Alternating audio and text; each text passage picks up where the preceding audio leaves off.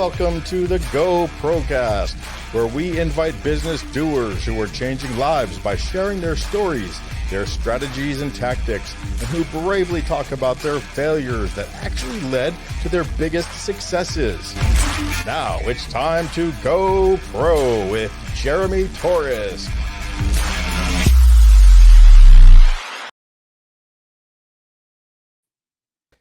Brother. Jeremy, what's going on, brother? How are you doing? Long time no see. Yeah, right. Like 10 minutes. It's 10 minutes, longest 10 minutes of my life. Yeah, it's like the quid pro quo of podcasts. So yes, it is. So I start every podcast off the same. I have a very good friend. He's a business coach, a sales guru. He's an author, and he has a podcast called Tell Me Something Good. His name is Steve Nudelberg. So I ask every guest to start off by telling me something good. That's a great question to kind of start off with. Okay, I'll start off with this. So, and I know that we kind of talked about this on my podcast just before this, but the way that life works is we think that it has like this very specific path that we need to follow to be able to achieve our goals. And when we kind of get off track, when stuff kind of pops up and takes us off track, a lot of times we think that we're not going to be able to see success, but in reality, like what we find is that was actually an integral part of our story. Yes. So I know I heard your amazing story as well, and the different mindset shifts that you made. And I had something very, very similar. So my name is Marc Hildebrand. I'm a police sergeant from LAPD. I've been on for almost 20 years. And I was the person who was giving it all to my career. I'm like that action person, just like you, Jeremy, where I'm like, I'm going to act. But what I did is I really limited myself because I thought that, well, if I acted when it comes to my career, my police career, and I showed up the way that I wanted to, I had to put my family, I had to put my health, I had to put everything else on the back burner. Yes. And I resemble that comment. And it was like through those struggles of like literally like experiencing a ton of pain that I came to realize like I didn't have to do that. There was other people who were succeeding in that area, and they were succeeding at home, and they were healthy. And it was just, I was making the fact that I wanted to become like an incredible leader at work mean that I couldn't do all of these other things. But when I opened my mindset to like, hey, you know what, how can I do both? How can I excel at work and at home? I was presented with the options and the answers, which would have been there the whole time, but I would have not been open to them. And so using that, I now help other people find those answers for themselves too. So it's through this process of like mastering your mindset and choosing like, hey, I choose that there's a different answer out there and I don't need to have the answer right now, but if I connect with the right people and I start taking action, it will present itself. Isn't that something, how you just start putting yourself around the right people, doing the things you want to do. And it's like the universe says, all right, I'll give you another 2 steps forward now. Instead of 1 step forward, 2 steps back, it gets reversed because you never get there. First of all, you never get there overnight if it's worth getting there. The second part is that people don't know, you never get there. It's never over. If you're doing it right, you're always wanting to improve. You're always wanting to get 1% better. You're never going to be satisfied with where you are, but you understand where you are on the mountain and you appreciate it and have gratitude. So in your line of work, and seeing the tragedies, seeing the emotional stuff that you have to deal with, and there's a lot of good parts of your job too, but you definitely have more exposure to a lot of things that make a lot of people sad. How do you offset that with this positive mindset and with the gratitude and attitude of gratitude, or living every day in gratitude, and how do you practice what you preach? That's a great question. I mean, literally, I kind of wrote a book around it. And the reason why is because it's kind of like a muscle. It's a muscle that you have an opportunity to practice. It's not something that like instantaneously I can teach you something and then your whole life is going to be 100% positive. Like life is always 50-50, where you're going to have 50% of life that's awesome and 50% that sucks. You need both of them to you need both of them, right? To be able to experience awesomeness, you need to have the opposite of that. I mean, it's the same as like light and dark, right? And so when I came into this realization, like, hey, if I, like we said in the beginning, if I make sure that I'm specific when it comes to the people that I surround myself with, if I'm constantly growing, like you said, there's not a place where I'm going to stop growing. Right. There's not a time when I'm like, hey, I'm good as a parent, I'm good as a spouse, and I'm just going to stay here. Like, that's not my mentality. And what kind of sucks is sometimes like people start to grow and they get to a part and they plateau, and then you got to keep going on, right? It's not that I left them behind. It's just that I continued to No. walk and they decided not to go, right? Yes. And so it's this process of, like you said, like continuing to grow, continuing to be, making sure that I'm surrounding myself with the right people who have the similar values and heading in the same direction as me. And it's a muscle. The more you do that, the more you start to be able to turn it around. But you'll still have those days where you feel like crap. You'll still have those days when you wake up and you're not doing those things that you know you need to do. And the quicker you can get out of that and back into mastering your mindset, the quicker you can get back on track. And so, like you said, there's 2 steps forward, 1 step back. That's just the way that life is. It's supposed to be that. Yeah, I choose to believe that's the way success looks like. Yeah, and it's real, true longevity success that sticks. Yep, 100%. 100%. People think they see what I do on LinkedIn, because I'm a huge LinkedIn guy, and they just come, people that I haven't known for too long, even people I have known for a long time. You're crushing it, you're doing all this stuff, and I go, no, not really. I'm not. Right. There's a lot of activity that goes in this that doesn't pay a dime. But the ones that do pay, they pay well. I do a lot more giving than getting these days, and I'm in a unique position to do that. But people don't understand that no matter what you do, if you're going to be successful, it's going to take a long time to do it, and it's going to, if it sticks, because I've been successful quicker and I've lost it for not appreciating it, or for not paying the dues, or for taking shortcuts.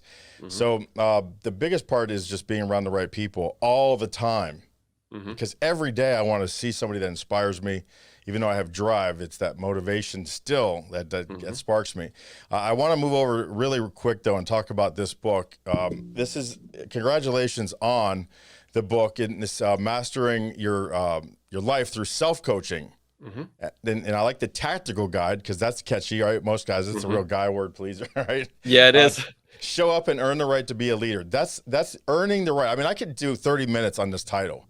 You are like me, I think, very wordy. You've probably been told that, right? Yes. You need a shorter title. No, you don't. That's a great title. This is the Amazon page. I'm going to send people there later. But tell me about how you said, I need to write a freaking book. And how was that process?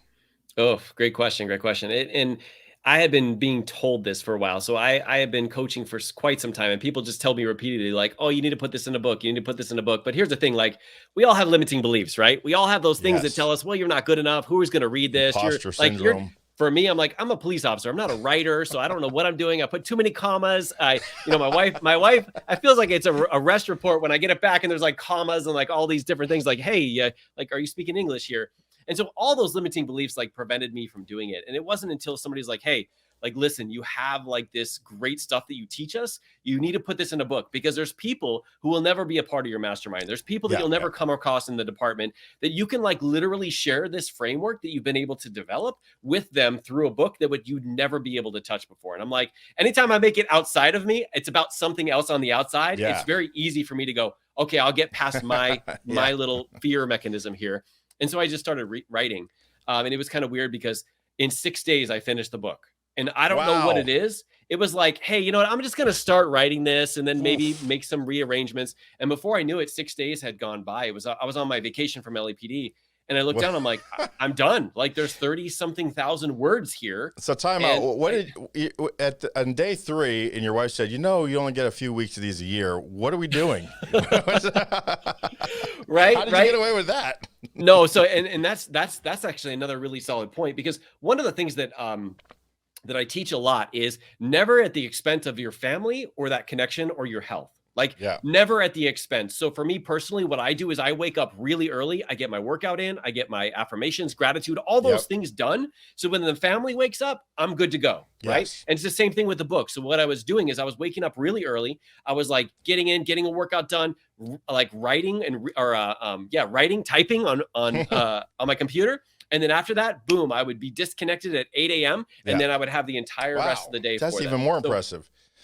Well, I'm a morning person. So if you put me in front of somebody like at 5, 6, 7 a.m., I'm like on fire. But put me on at like 1 or 2 or 3 p.m., I'm like this. Yeah. So I'm like playing to my strengths. You're like Betty White, you need a Snickers bar. Yeah, right. Right. But yeah, it's just like flew out of me. And that's afterwards, good. I'm like, this means, and this is what everybody's told me, this means that you should have done it like 6 years ago. That's exactly what this means. And I'm like, well, you're right, but also I'm not going to beat myself up because No, I you had to can't. experience this myself to move forward with it. Yeah, and I didn't know when it was over, right? And I had the imposter syndrome. I thought, listen, at worst, a lot of people could balance their coffee table with it. So they'll find some good with it. It's an easy read, but it sounds like me. Yeah, I wrote it like I speak. Because that's all I know. I didn't even write it to write something. So I want to read yours because I have a feeling it's going to be a lot more interesting from the title. Mine is more of my life story, which is fun, but it serves a purpose. It's more about overcoming adversity and mindset. Yours, I think it's going to be it's just a different animal that I'm looking forward to taking some of these elements and putting it in my business, because I always believe there's something. People aren't in front of you for a reason. They're in front of you for a reason. At the right minute, at the right time, they're going to say the right word, and something from your book could change someone's life, my life. So I'm looking forward to getting my hands on this copy of it. So what's next for you? I know you're not looking forward to spending. What do you got? Another 5 or 10 more years? You got to stay in to retire. You're looking to not maybe do that? Yeah. I mean, I have been really enjoying the coaching because number one is I can actually give back to the people in my field, but I can also help business owners, which is where the focus is going for me right now. But I'm actually retiring at the end of the year, so I only have 1 year. Damn. Yeah. So normally with our department, take a desk duty, brother. Take a desk duty. Well, that's what I'm doing. At the end of the year, you could take a duty on the desk. Exactly. But yeah, it's like 25, 35 years. And what's crazy is like when I first came on, that was my intention, right? Sure. And what people say is like in the police field, any year over 20 is actually 5 years off your life. So I'm like, I think I would rather get out at 20, which is the earliest that I can retire, and be able to like connect better at home and being able to serve on a different level. Because just like how it was back when I was like, oh, I've got to give it all to my career. Like there's other options, right? Yeah, there's other options. There are other options, and they come with different risk. My next podcast is going to be called The Risk Factor, and these are the things we're going to take into consideration. And life is about risk and reward, but at what cost? And you got to start thinking about the effect of other people. Every time I hire somebody, I tell my son, who is a client of mine, kind of, with his business. But when you hire somebody, you're not hiring one person. You're hiring his whole family, because that's who's going to be impacted if they don't work out. So you better set him up for success, because you're really looking at his wife and his kids and maybe special needs, or, it's much bigger than just a person per job. And so we try to look at that on a holistic level and put that pressure on ourselves to do the right thing by the people that we are in contact with, especially directly responsible for. And so what do you want to do afterwards? This kind of coaching thing is one-to-one? Are you looking to help businesses? What is your typical customer look like in the future? Great question. So it's mine is more about masterminds. But before we do that, I want to just acknowledge and appreciate you real quick, Jeremy. You are an incredible, not only a leader, but you're a people person, right? Yeah, you are always thinking about like, how can I help other people so that I can get, it's always that Jim Rohn quote, right? When I help enough people get what they want, I can have anything that I want. And I love how that's always, everything flows through there. Every time you are like, even a question that I had on my podcast, instead of like, how does Jeremy, like, how has it directly impacted you? You talk about other people, just like how you just did right now, talking about your son and like all the other people they impact. Like we need more leaders like that in the world. So I just want to point that out, man. I don't take, I take criticism much better. So thank you for that. I appreciate it. Say, no. I learned this. Thank you. Yes. It's hard, isn't it? Is it hard? It's easy to deflect, right? But no, man, I really mean that. And I appreciate you for that.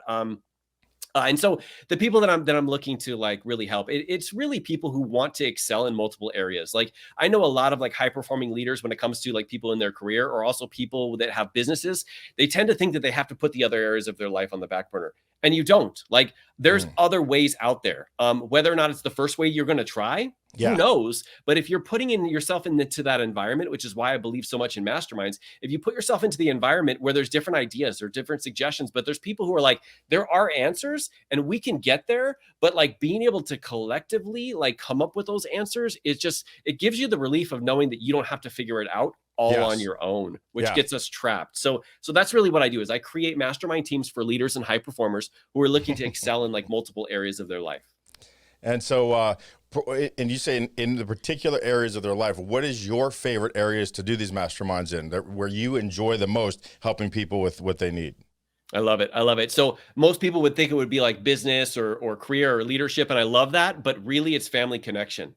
Mm. Because for me is like when you can connect really deeply with your family, when you have that, like you're at work, you're not worrying about like them at home. When you get home, like they're so excited to see you. They like can't wait for date day. They can't wait for my Right. daughter to go. My daughter wants to go on a walk with me and she's talking about it all. Like having that connection makes me feel like I'm living on purpose, because Yeah. all the other things, those are great. But like leaving a legacy, like the word legacy is something that doesn't just stay there for a little while. It's like when you leave your work or you leave your business or your career or whatever, like 6 months from now, like people won't really remember you. But if you leave a legacy, like your family, they will remember you forever. And Right. that's kind of like what I feel is my purpose. And so what I love teaching the most is how to create that, because I screwed it up for a long time, right? Just like we talked about on my podcast. Now people pay me to teach them how to do the things that I screwed up for a long time, right? Yes. But because I was willing and open to be uncomfortable, to be put into mastermind groups myself and develop that. So that is probably my favorite thing to talk about. I love that, because really it is the experience. And I named my company Tourist Pro Advisors because I advise them on my mistakes or what I would do. I'd never tell anyone to do that. I'm not a consultant. Right. I'm not going to tell you what to do. I'll tell you what I would do if I were in your position. And I'll tell you what I did when I was in your position. And I'll tell you what not to do because I did it when I was in your position. Right. So that's a good mix when you can work with different people. I want to switch it up for a second and come into it from a different perspective. Myself, I'm building masterminds. I found it to be very effective on LinkedIn. One of my marketing tactics as an organic one, that I pick people who I'd like to work with, business owners, and I invite them to a roundtable. And we don't call them masterminds, we call them roundtables, where we exchange ideas about the employee engagement process that we have going on. And everyone has an equal voice. There's absolutely no selling allowed whatsoever. And these people say yes. And I got to ask 200 people to get 6, but that's fine. Yeah. Yes. But then you're around 5 professional business owners, and we're all sharing ideas, better practices. There's no such thing as best practice, by the way, but better practices. And then at the end of it, when we all hang up, when you know, a couple of days later, my phone tends to ring. Hey, you know, kind of like what you did there. Can you come talk to my team? No selling, right? But just doing those roundtables, and they're free. And it's been very effective. So how do you get people to create these masterminds? What gives you the inspiration? Do you have like different topics that you just go and market? Talk to the people who are, a lot of my friends are professional speakers. They all do this. Most of the people listen to this are still my friends. So unfortunately, my reach ain't quite as far yet. So a lot of my audience are professional speakers and coaches and stuff. Can you help them create masterminds?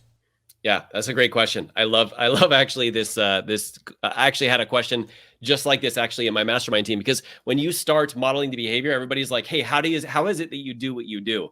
And what I love is I'm the kind of person where I want to multiply. So I will teach you and tell you everything that I possibly can. And I probably gave them too long of a message when I explained this, but when it comes to masterminds, really what it's about is it's about learning how to ask great questions, right? Learning how to ask great questions. Just like what you did is you put people in the environment, right? You created the environment, right, for them to protect them. Because here's the thing, not only is it important that you have the right people there, but you have the wrong people who aren't in there, right? So out of those 200 invites that you did, 6 of the right people joined. And I like to think that 194 of the wrong people didn't, right? So it kind of protects you. And so once you have this environment, you set it up by asking powerful questions. And when you ask powerful questions, you can bring out of each other like their wins, right? Because the philosophies in terms of life coaching basically says like you have the answers already living on the inside of you. You just need to ask the right questions to pull them out. And so when you're good at facilitating a conversation like that, just like what you talked about will happen. A couple of days later, they'll be like, I don't know what you did, what kind of Jedi trick you did, but whatever it is, can I have more of that? Yes, that's and the that's idea. Just really being a really good facilitator. You could do it on webinars. You could do it on lives. You could do it inside of groups like you did. You can do it on the phone. You can do it anywhere. And it's just a matter of like asking powerful questions that get people to think beyond what they currently think is possible for them. And by doing that, they're now open to it. And what's amazing about mastermind teams is you can teach somebody how to do this. They can do that when you're not in front of them. Yeah. Like, can you, you're giving somebody the key to be able to unlock something that Yeah. you don't even have to be in the room present. You're basically making your job like irrelevant, but it makes them want Oh, you no, it's to never. help them Yeah. even more. Yep. They're like, I don't know what you did. It really helped. How can I get more of that? And it just kind of like gets them in there by just practicing that. And like you said, for free, giving somebody an opportunity to do that. They're like, oh my gosh, like what if I paid for this? What would this be like? Yeah. And I was on, today's my podcast day. So I was on someone else's podcast. It was live stream and it was a great podcast. We had a good time. But one of the questions he asks was, and I'm not putting him down for it. This is mainstream mentality. Mm-hmm. How do you crush your competition? And I said, I don't believe in crushing the competition. There's just there's not enough people doing what we do. And to your point, my competition, I help my competition. I give them work. I give them people who aren't fit for me, and I know what they're good at, and I give them those. And if they need anything that I do is an open book. How do I get work? I tell people, I just put it out there. And if you're my competition, you're seeing me, you're welcome to call me and ask, how is it working out for you? And so I don't believe in crushing the competition. I think that everything takes care of itself. But nobody outworks the kid is what I say. Doesn't matter what you do better. Nobody outworks me. And I'm 50 years old. I'm still calling myself a kid. But what do you think about competition and how do you benchmark yourself as far as let me ask you this way. How do you measure success? That's crazy. I measure success by like the results that other people can create in their lives once they have the framework that I teach them. So what you kind of were talking about, like in the whole giving, like, man, I really want to jump on your bandwagon on that. And I'm not just saying that because we're on your podcast, but like people reach out to me all the time. They're like, hey, you know what? I've been watching you. I've been seeing you do these things and I freaking love it. Like, I was wondering, I'm trying to create this for myself, but like, would you like tell me a little bit? I'm like, dude, I am an open book. Let me tell you all of the different reasons, right? Because it doesn't actually help us to pull back, right? Like I find like the best form like of flattery is by multiplying, by like literally me giving you the framework and you using it to like help your people, your family, because I can only help so many people myself, right? That's right. But what if I taught you how to hours do in the day? Exactly. What if I taught you how to do it and then you could do that and then teach somebody else? Like that's really what it's about. And it's really about like the abundance mindset, right? As opposed to scarcity. Like, oh my God, if I teach him, he's going to take from me. That's not how it works, guys. Like some of you guys are like, I love what Jeremy's bringing down. I'm going to follow him anywhere. But then there's going to be some people who are like, you know what? I really enjoy Mark, or I really enjoy this. And that's the way it is. Some people are repelled by my energy. Some people love it. That's on purpose, right? I have this kind of energy on purpose because I want to attract the right people and repel the rest fast. Yes. Not and then let them find somebody else. And not because they're like a little different level of a human or anything. No, because they're just doesn't connect. Right. That's exactly right. I want to find who they can connect with. So I'm 100% with you on that. Like, I don't have that mentality of like crushing because I really don't see them as like my competition. I see them as like, hey, we're in this together. And the more that I could share, even the more open they're going to share with me and the more they're going to share with other people. And I love also how it makes me feel when I share with them. Right. When I give them that stuff, it is selfish, isn't it? At the end of the day, people think you're a giver. Yeah, really, it's selfish. I love this stuff. It is. I mean, even bringing it up right now makes me feel good, right? So it's like, it's that reminder of like, maybe when I'm going to hesitate from giving, I need to give more because in reality, it's like something that not only do I feel great about, but they feel great about it too. Yes. And so how do people get in touch with you? Is this website here? It's the Life School Coach, the lifecoachschool.com/certified-coach / Mark with a C. Hildebrand. And I'll put this all in the link. If you're listening to this, it'll be in the link. Just hit the more button. You'll get all this stuff. But is there other places? And by the way, let me just kind of show people what that looks like because I got toys. I spend a lot of money on them, and I like to use them. All right. So there's the website. That's what it looks like. I was tooling around, wheeling around on it. Really good stuff. It's very interesting. A lot of people have these boring websites, and mine, quite frankly, is boring. But I got a lot of good, useful information off of yours very quickly, which is kind of hard to do. So please visit the website. If you just Google probably Marc with a C, Hildebrand. Yep. What is that, German? It is German. I'm really good at that. I wish I could do numbers like that, but I can't do it. So is this, what other places can we find you?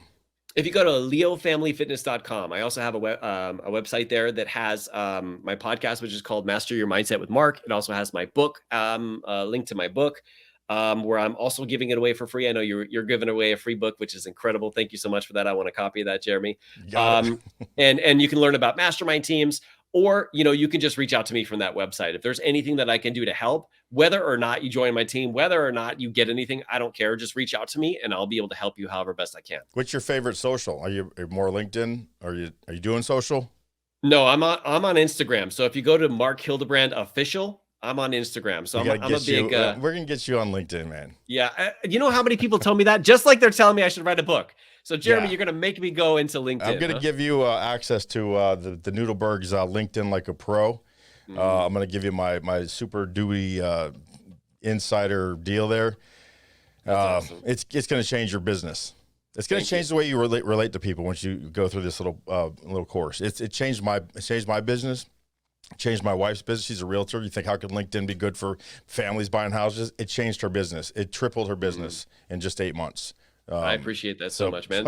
Just like I'm saying, man, you're always thinking about other people, man. I mean, I appreciate it, man. I just like to share, man, because I feel guilty repeating so many of the things that I learned from so few of the key people. They just make huge impacts that I just keep going back to the well. I used to say I had a safe word for Steve Noodleberg because I say his name so many times during each damn podcast. I gotta call him Mr. Orange or something, but then people would confuse that with Trump, maybe. I don't know. Yeah. Right. But thanks for showing up here today in the way that you show up every day with what you do and who you help. And we're going to get more of the word out. I mean, hell, even if we were competition, East Coast, West Coast, there's plenty of room in between us, man. There's a lot to grow there. I'd like to get you on a stage in the next year, too. I think between both of our stories, we could do some real entertaining and some real good work to some people, get us in front of some really big audiences. Let's do it. Let's do it, Jeremy. All right. Don't go anywhere. I'm going to say goodbye to my audience. I want to thank everybody who's watching this right now, taking the time out to listen to this or watching it, and really sharing the stories of my people who come on here, because we do it all for you. And you guys keep feeding us back with energy and great questions and great comments. And we're here for that. So thanks. We'll catch you on the next episode of the GoPROcast.